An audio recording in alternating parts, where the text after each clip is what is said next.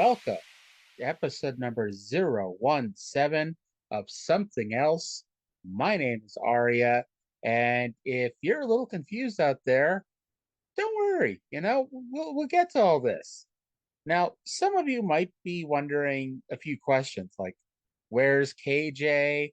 What happened to episode number 016? Things of that nature. We'll get to those. Oh yeah, and the best of all, where did y'all go for the last 2.5 months?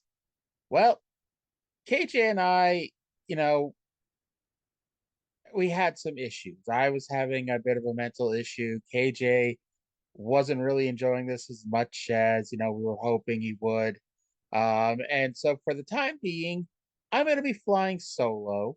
KJ is going to come around from time to time whenever he wants to talk about anything, but he's no longer going to be a permanent part of the show. At the moment, it's just me. And right now, I'm still working on the format. I'm thinking this is going to be a weekly show, but I'm not entirely sure what we're going to do yet. So, keep an eye out for us. We're still available on all your favorite platforms. We're available on angrymarks.com. We're available on YouTube. We're on Spotify, Apple Podcasts, Google Podcasts, Podbean, Castbox, Overcast, Pod Paradise, Castro, Podbay.fm, Radio Public, and of course, we're also there on tinyurl.com/something else pod. So episode number 016 did happen. We did record this back in October, but right now it's like this hidden episode that, this was the one we recorded at the end when we were just both burned out for different reasons. And, hopefully one day I'll release it. I don't know when, but, actually, I don't even know if I still have it, but I'll try to find it. And if and when I do, we'll get that thing uploaded. So the plan for today, we're not talking about Mid South. We're not talking about NWA Worldwide from 1985. We're going to be talking a little bit of present day wrestling. I'm going to talk about the AEW Winter is Coming special from this past Wednesday, which of course I've nicknamed Witner is Here since, my last name is Witner. And we're also going to talk about Impact from Thursday night. Plus, I'm going to start by talking about my thoughts on Vince McMahon, his the documentary that aired on Tuesday night on Vice, and the rumors, of course, that he wants to come back. Now, I don't think anybody is shocked to hear Vince wants to come back. I think most of us are more surprised that him saying he wants to come back implies that he actually was gone. And I was making a joke a few weeks ago. What do you think Vince is doing in retirement? Is he trolling the internet for girls? Is he pulling up old shows to watch on Peacock? Someone said he's got his vast collection of WWF action figures and he's recreating all these old shows with him doing commentary. All hilarious thoughts in your head that Vince could be doing.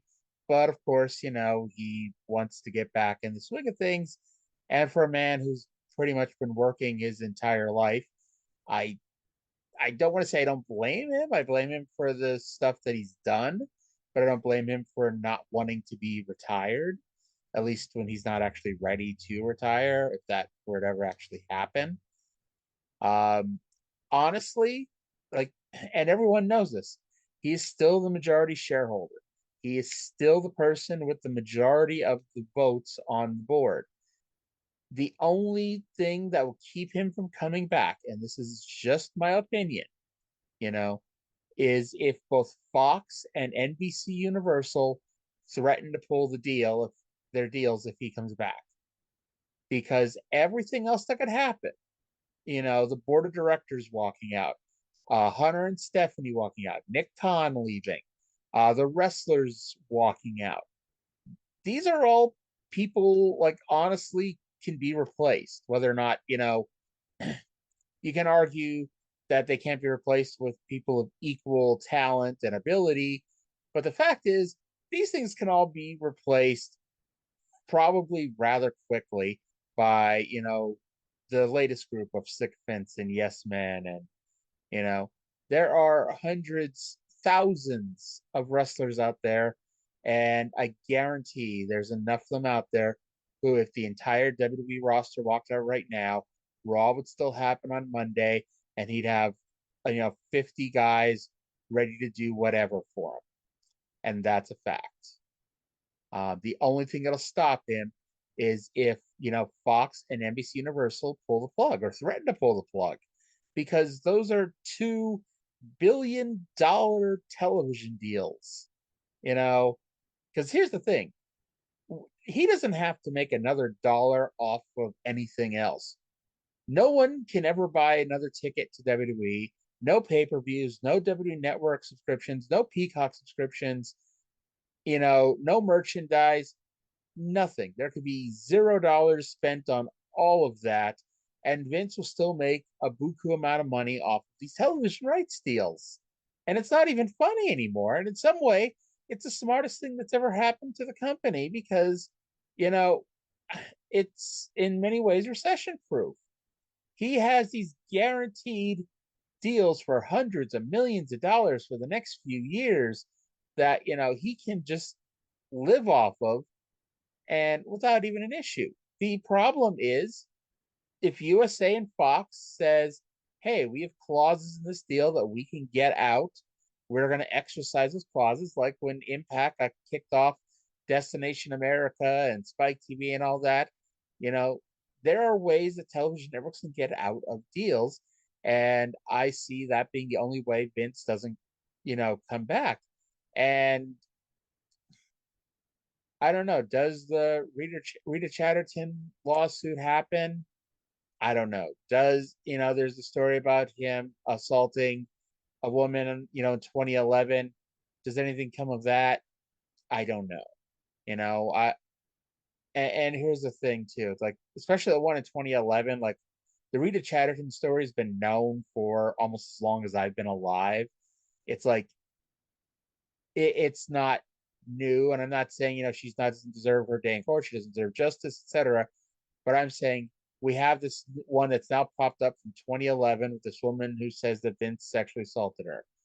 And we didn't know about this one when the NDAs came out. We didn't know about this one, with everything else. So how many more are out there? Not even NDAs.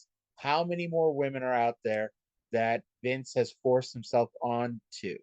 And it is legitimately shocking that a man of his stature, that he would do this because, like, he has so much to lose by doing that. And I guess it's a case of him thinking that, you know, he doesn't, that none of these people stand a chance of beating him or taking him down.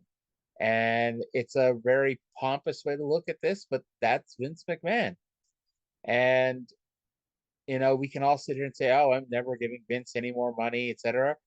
Like, I guarantee every person who's listening to this right now has given Vince, more than enough money over the years. I went to Survivor Series last month, realizing that technically I was giving, Vince all this money for a show booked by Hunter, and it's like it's crazy, Um, so we'll see what happens. 2023 could be interesting, and both in some very good and some very bad ways when it comes to WWE. And hopefully, fingers crossed, it's nothing but good. Hopefully, Vince stays back, and we'll go from there here. All right. So this week, let's go chronologically. By the way, the Nine Lives of Vince McMahon documentary, I was not a fan of this. Basically, and I honestly haven't even listened to anyone else's thoughts on this, but my issue was it's a 2 hour documentary where about 90 minutes of it is, just replaying stuff from Dark Side of the Ring. And hey, it's great that they had all this stuff. It's great that they already had these interviews taped and all this research done. But at the same time, I watched every episode of Dark Side of the Ring. I did not need to watch a 2 hour best of episode with some wraparound interviews by Vince Russo, Brandon Thurston, Dave Meltzer, and Brian Alvarez. That it really wasn't needed in my opinion. It's like I thought that the documentary fell flat, to be perfectly honest with you. So we're going to Dynamite. Winter is coming. Um, can I just say that as much as I love the NBA and NBC theme, I think Tony Khan has a weird favorite song. You know, I can't imagine, you know, well, maybe I can. It's TK, him driving down the street and just blasting the NBA and NBC theme from, 30 years ago. But apparently that's his favorite theme, and that's the theme for the best of seven series between the Young Bucks, or between the Elite and Death Triangle here.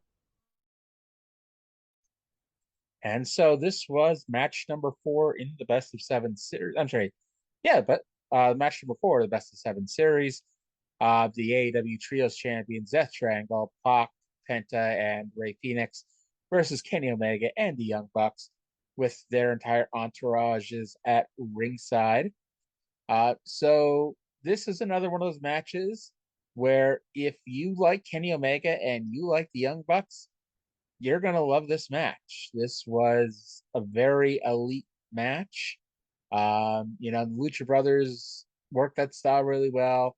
Pac, is great, and he's in there. The story of the match is they took out Nick Jackson early. They injured, I believe, it was his ankle, and he had to be helped to the back. And eventually, though, Nick did come back. After Matt and Kenny fought on a 2-on-1 advantage. Uh, and the hammer came back into it here, as Penta used the hammer on Nick. Phoenix put on a knee bar. Pac locked up Omega, with not the Black Arrow, with that submission, the armbar he does, and Nick tapped out to the knee bar here. And so giving the heels, the Death Triangle, the 3-on-1 advantage. And it's weird because like Pac is a heel, but it's like the Lucha Brothers have gone from babyface to heel, to babyface to heel, to babyface to heel, to babyface to heel, to babyface to heel. It's like it's impossible to keep up. And it's like I remember when Alex Abrahantis started, I'm like, oh my God, this guy is amazing. And he's a great heel manager because they were heels at that time. But it's like they have switched back and forth so much, it's not even funny. So after the match, Kenny Omega grabbed the mic and basically said that he wanted to have a no disqualification match for match 5. And spoiler alert, match number 5 is going to be no disqualification. And they announced that match 6, if necessary, is going to be Falls Count Anywhere. And match number 7 will be a ladder match. And, I'm sure, I can't speak for everybody else here, but I'm confident that this series will end in 5. I'm sure the Death Triangle will win this coming Wednesday. But in all seriousness, though, it's like I know you really can't do it when you're promoting that a ladder match is going to happen as match 7, but it's like I would like to see that happen sometime where, match where they have a best of 7 series, but it doesn't go 7 matches. Like what they could, or even what they could do is say ahead of time, hey, even if, say Death Triangle wins the first 4 matches, we're still going to have 7 matches. So the fans who we're promoting in all these cities that we're going to have these matches, you're still going to get to see them. However, the series could be over in 4, but we'll still have the 7 matches, even if, the last 3, don't count. And I think that'd be better than, as good and great as best of 7 series can be. And we can all remember all the great ones from the past. It's like they're all the same. No matter what happens, the first 3 or 4 matches, that at the end of the day, it's going to be 3-3 and come down to match 7.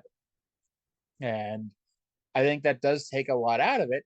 And this was the last match where the result was in question, because it's like you saw it and you knew that, once Death Triangle got to 3, you knew what the results were going to be for the next 2 matches.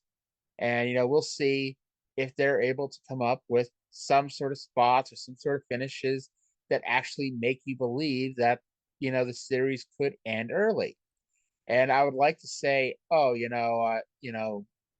it's obvious. And I mean, it is obvious. It's obvious what's going to happen here.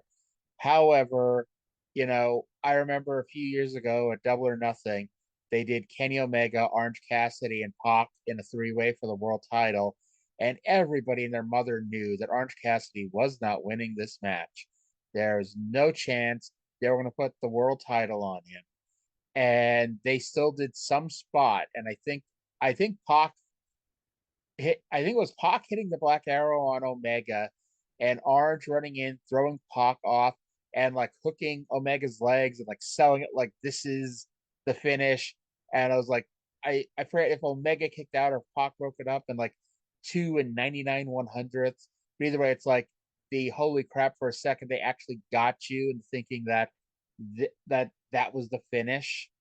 Even though really, if he had a brain, he knew it wasn't going to be. But, we'll see if they can pull something out like that.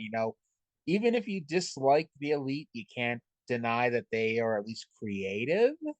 And so I'm confident that, one of these six men can come up with some spot or something where you're like, holy crap, Death Triangle's actually going to win here. And, but we'll see what happens. I believe match 5 is this coming Wednesday night. Alex Marvez is still around. I still don't believe it. I'm sure he's a nice guy, but it's like he they have so many people who can do backstage interviews and whatnot, and Alex Marvez is still coming out once a month or once every couple months to do interviews. He was with the reigning, defending AEW World Champion MJF, who talked about how last week everyone said that Ricky Starks had a star-making performance, and MJF pointed out though how long did it take him to do it. MJF has been a star since the day he came into AEW. He's under no pressure at all tonight. He already has everything, and Starks has everyone to let down, and he vowed to turn the pebble into dust. The Acclaimed came out, so Max Caster could rap, and of course, because everything is an angle ever, and I mean, why else would they come out? They were attacked by Jay Lethal, Sanjay Dutt, Jeff Jarrett, and Satnam Singh. Acclaim tried to fight back, but Max Caster was laid up by a guitar shot. Jarrett said, "Scissor this, slap nuts," and that is your next tag team title program. The Acclaimed versus Jay Lethal and Jeff Jarrett. What a bizarre team, right? Tony Schiavone's backstage with the Jericho Appreciation Society. Jericho called Claudio Castagnoli a flash in the pan like Joe Exotic or Ricky Starks. Tonight, he will take his frustrations out on the jobber he's going to be wrestling in his tune-up match before he gets a rematch for the ROH title. Daniel Garcia tried talking at one point, but Jericho cut him off, saying that he should never have lost the pure title. And from now on, he needs to shadow his elder, Sammy Guevara. And Sammy Guevara is going to be on Rampage on Friday. Well, last night as I'm recording this, to take on John Moxley. And of course, Daniel Garcia is selling if he doesn't want to do it. We're still doing this Daniel Garcia JAS storyline. It's like this thing's been going on for months now, and it's like this is one of those things with AEW. It's like they'll build something up, they'll tease something, and then they'll turn off the heat, for 6-7 weeks, and then they'll turn the heat back on and remind you, hey, remember 6-7 weeks ago when this was a thing? And is that good? Is that bad? I mean, you can say, hey, look, we got long-term storylines, but is it really a long-term storyline when they're just ignoring it for the most part? And I remember the same thing happened with Powerhouse Hobbs when he was eventually joining Team Taz. It's like he just turned he like they built it up for months, and then they just stopped talking about it all on TV until the day Powerhouse Hobbs actually turned heel. It was amazing. Brian Cage versus Jungle Boy Jack Perry. Another Jack Perry versus a big man match. Brian Cage is really good, and I'm not gonna sit here and say, it's Jack Perry versus a bunch of stiffs, but it's like Jack Perry's going through one giant wrestler after another, and it's like, is are these really the best matches he can be having right now? Of course, Perry won. Uh, at the end, Prince Nana tried to interfere, but somehow Brian Cage ran into Brian Cage ran into Prince Nana, and Jungle Boy rolled up Brian Cage for the win. Post match, Perry said he at Full Gear he beat Luchasaurus. Tonight he beat Brian Cage. So now he wants the biggest bitch of them all and calls out Big Bill. Wow. Everyone who thought W. Morrissey was a stupid name. It's like I would rather have W. Morrissey any day of the week than Big Bill. That is just that is a really bad name. Stokely Hathaway came out, and I think everyone can figure out what happened here. Lee Moriarty and Big Bill showed up and beat down Jungle Boy. And then Hook, of all people, showed up, walked down to the ring, which caused the firm to bail, and Hook helped Jungle Boy up. Blackpool Combat Club cut a promo backstage. Jon Moxley recapped the last week with Claudio and Wheeler Yuta winning their matches at the ROH pay-per-view, and Moxley choking out Takeshita on Rampage. Claudio said they'll show up everywhere. Yuta challenged anybody to a title match, and Moxley vowed to stop Sammy Guevara's face into a bloody mess on Rampage. And he also told Hangman Page that he knows where to find him, and told him to bring his Dark Order buddies if he wants. We're going to have a face-off next week on Dynamite with Swerve Strickland and Keith Lee. We then got the House of Black versus the Factory in a six-man tag, which, to be perfectly honest, I wasn't even sure what members of the Factory were in the match. But the House of Black just beat everybody, QT, honestly, I thought it was Aaron Solo, Nick Camarado, Cole Carter, but they pinned QT Marshall to get the pin. Not that it matters. You could have called it a 5-on-3 beatdown because they beat up Solo, Carter, Camarado, Marshall, and Big Shotty. But, here we are. Jamie Hayter and Hikaru Shida built up their title match next week on Dynamite. Renee was backstage with Dr. Britt Baker, DMD, and Rebel. Baker said that it's not going to be a big thing for Hayter to beat Shida, since Baker beat her with a broken nose. Sky Blue, of all people, interrupted and challenged her for Rampage. Baker was insulted, but did accept the match. By the way, in this show, we had black, red, blue, every color under the rainbow this week on Dynamite here. Chris Jericho versus a jobber by the name of Action Andretti. I think by this point everyone's heard the story that back in October they were wrestling Action Andretti had a match on Dark in October against QT Marshall, and that's when Jericho came up with the idea to put the guy over. And that's what happened here. And the match, it went a decent amount of time. It went through a commercial break, which I don't think anyone was expecting. To be perfectly honest, there was part of me that was expecting this, because how often do they not tell you in advance who someone's opponent's going to be? Even when it's like, oh, it's Chris Jericho versus Lee Johnson, they'll tell you at some point, hey, it's going to be Chris Jericho versus Lee Johnson tonight, even though Lee Johnson's going to be doing the job. But here we have Action Andretti, which, hey, the guy looked good. We'll see, because he got signed, but we'll see if he just looked good because he was wrestling Jericho, or he looked good because, he is good. And we have that here. Pardon me for the delays. I was just pressing the mute button so I could cough. Andretti was looking good. He hit a lot of big moves. Jericho kept going for his moves. He went for the juice effect, but Andretti ducked it. like I said, we went through a commercial break. Uh, whatchamacallit, Jericho hit a Death Valley driver, which I thought looked more like an attitude adjustment, and a code breaker. Andretti kicked out of both of those. And, the finish ended up happening where Andretti uh, hits a running, standing shooting star press to pin Jericho clean.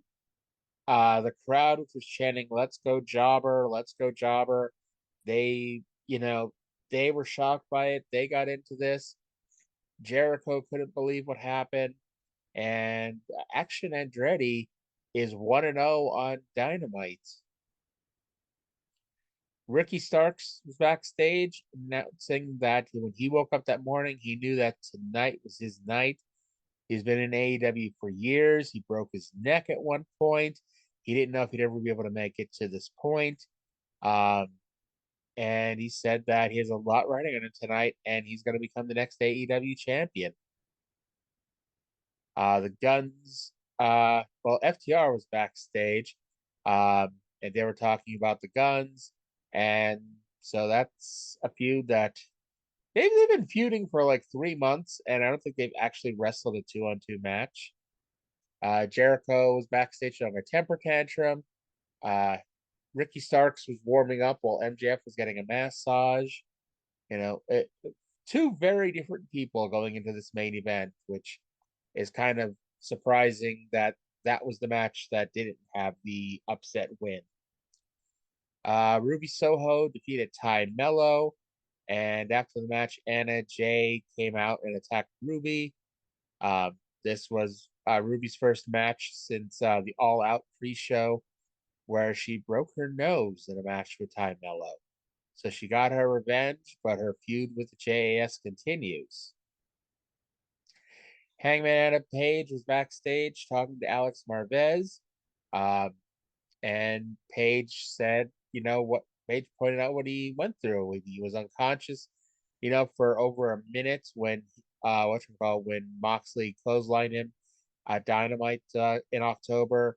Um, he saw a picture of his son, but couldn't remember his name at one point, and ultimately said that if Moxley wants to send him to hell, he's going to take Moxley with him.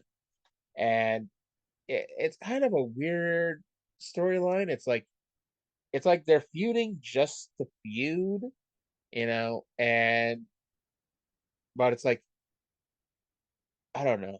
I I guess it's better than them than Moxley with a concussion and Hangman blowing it off. But at the same time, it's like, oh, you mother bleeper, you gave me a clothesline and I accidentally landed on my head and got knocked out.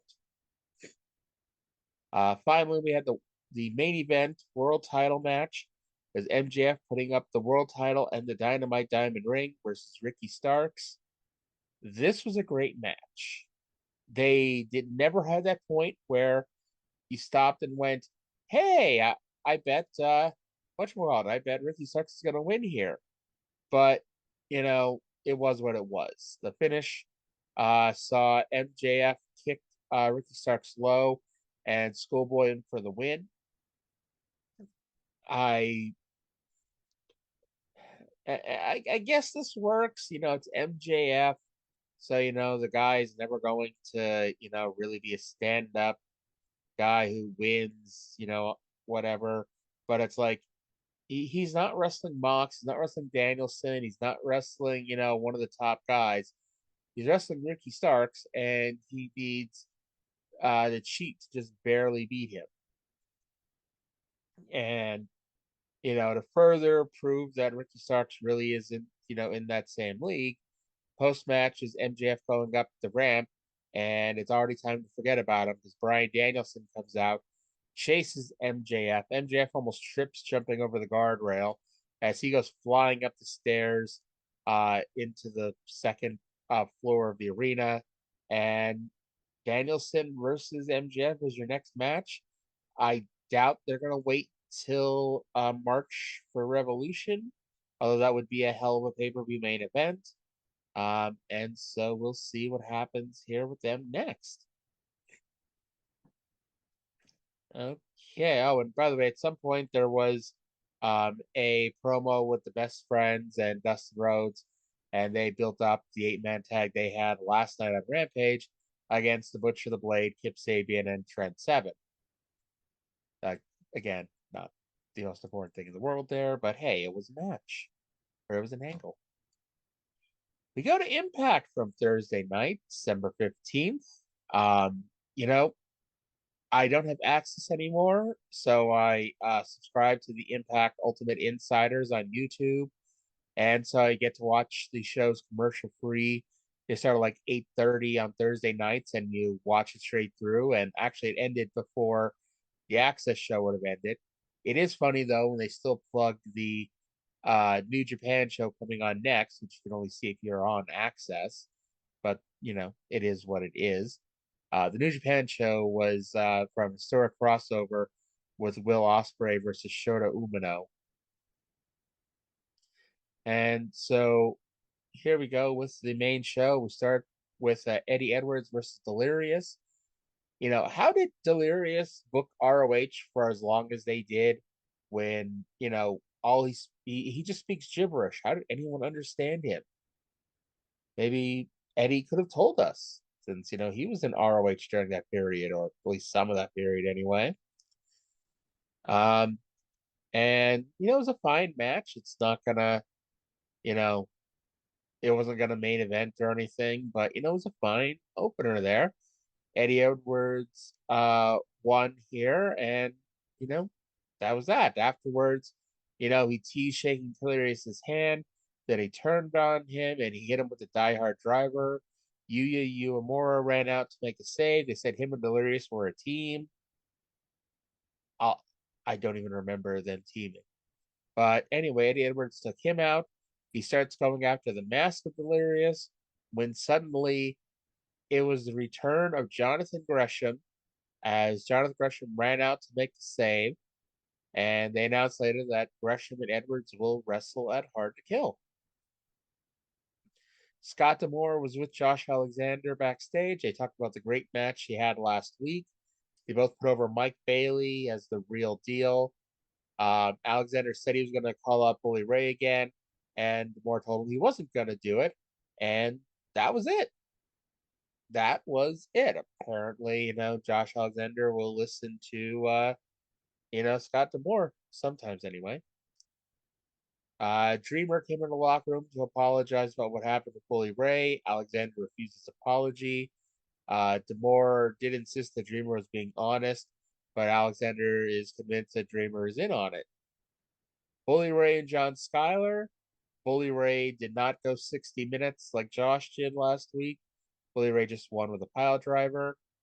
After the match, we got the promo here with Tommy Dreamer coming out to confront him.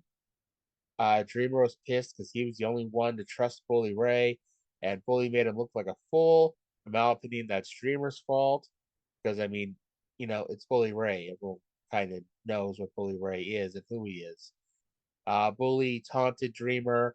Dreamer went to leave the ring, and Bully Ray, told him he was a coward. Uh, Bully admitted that he was the person who took out Ace Austin the week after Bound for Glory. And yeah, Dreamer fired up. Shockingly, Tommy Dreamer was crying. And while he said he didn't want to fight, he said he was going to fight. And Bully Ray just left the ring, and Dreamer just smiled. The major players were backstage complaining to Crazy Steve about how they were banned from ringside for the tag team title main event later on. Steve told them they had something much bigger to worry about, and that led to the match between the major players, Matt Cardona and Brian Myers, versus Crazy Steve and Black Taurus of the Decay. Before the match, Trey Miguel ran down, knocked on Crazy Steve with a spray can, and tagged Steve. So that's probably what the X Division title match at Hard to Kill is going to be. And while DK did end up wrestling this match 2-on-2, ultimately, it was what it was. Major players hit their combo Samoa drop neckbreaker, got the pin, and continued on. So they're probably going to get a tag title shot at the pay-per-view. We'll see how that goes there. Mickie James and Jordan Grace signed their contract for the Hard to Kill women's title match. Um, Ultimately, at the end, Tasha Steelz came in and said that Mickie never beat her, even though she said she was going to beat everybody. So next week, we're going to have Jordan Grace and Mickie James versus Savannah Evans and Tasha Steelz.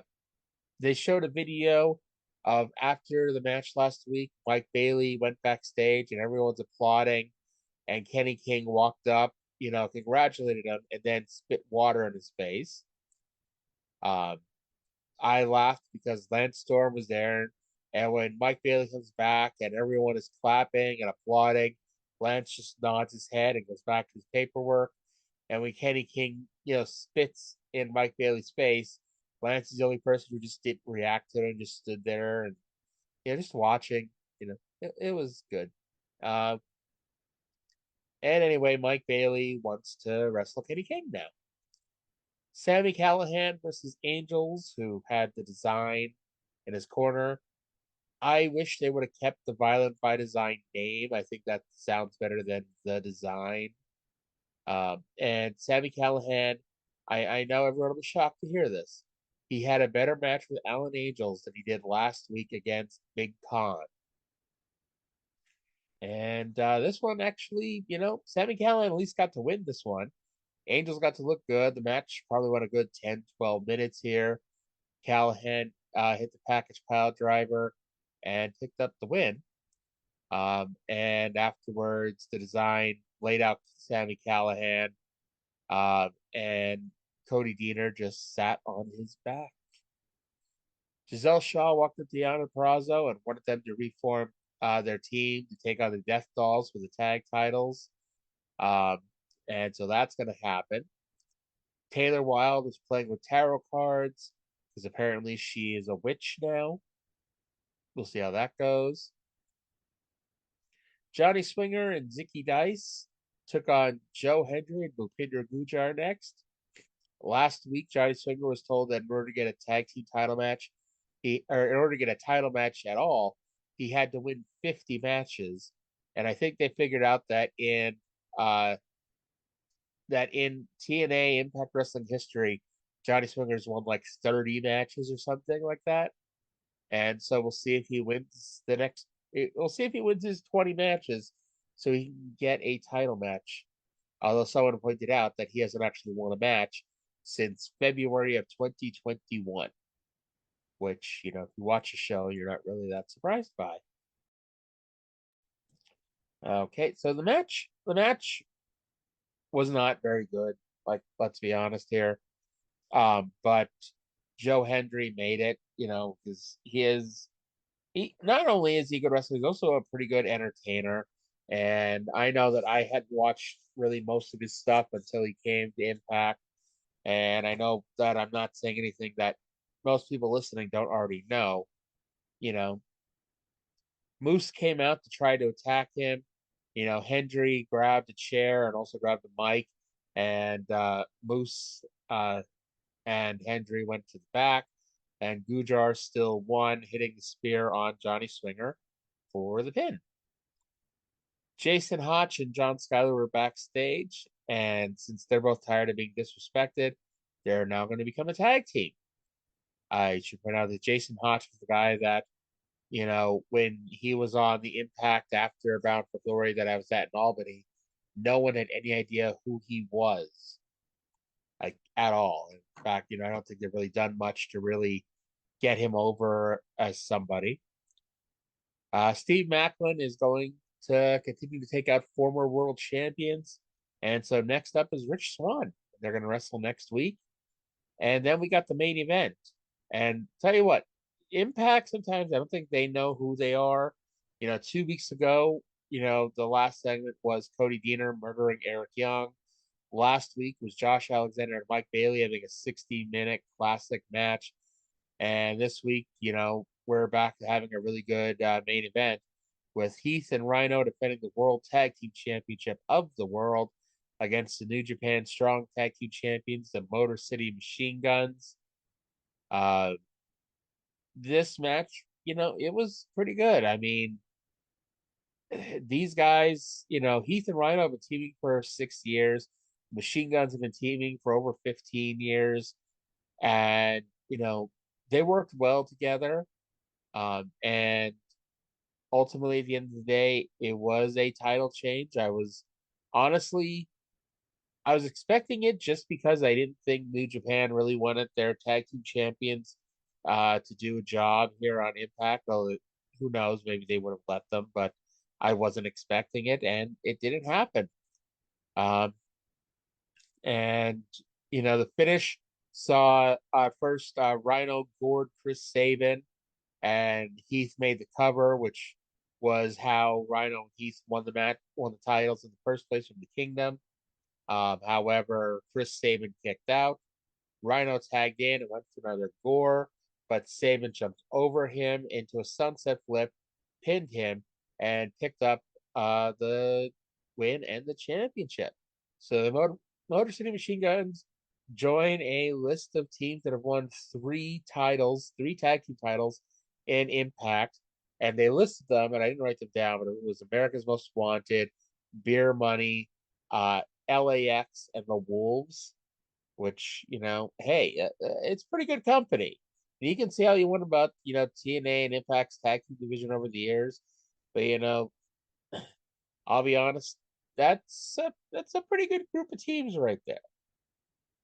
And so, yeah, that was Impact. Honestly, more weeks than not, I enjoy Impact, and it's one of the two shows that I make sure to watch every week, that and Dynamite. And I know that ultimately it's the same company that used to be TNA, and there's a lot of things in it that are a little questionable at times, but there's also a lot of fun stuff, a lot of good wrestling, and if what I mean, if 8 hours of first run wrestling a week aren't enough for you, this is another two that is pretty good, and I think you'll enjoy it more than at least several of those other hours that you could be watching instead. Alrighty, so that's gonna do it for this episode of Something Else. No weird news of the week, no this week Claudio. We'll get called out in the next episode. I'm going to try to be back in a week, and we'll figure out where we're gonna go from there. But until then, if I don't talk to you before then, have a great holiday season. And otherwise, have a great rest of your day and a good weekend, my friends.